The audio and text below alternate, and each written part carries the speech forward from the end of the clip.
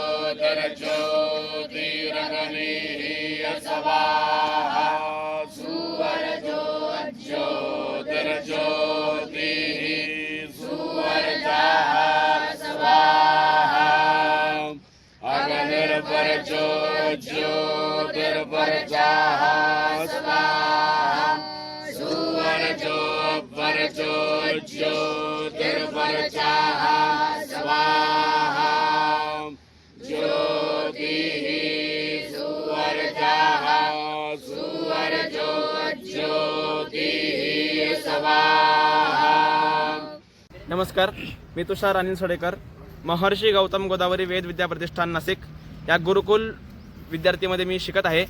तर नाशिकमध्ये कुंभमेळ्याच्या निमित्तानं हे जे वृक्ष तोडताय, तर त्यानिमित्त आम्ही इथं नाशिकसाठी आम्ही मंत्रमंडळ आलो आहे. वैदिक घोष केला आहे मी शुक्ल जन्माद्यंतीन शाखेचा. तर हे न तोडावं असे मी विनंती करतो. हे नाशिकच्या त्यांनी प्रार्थना करतो.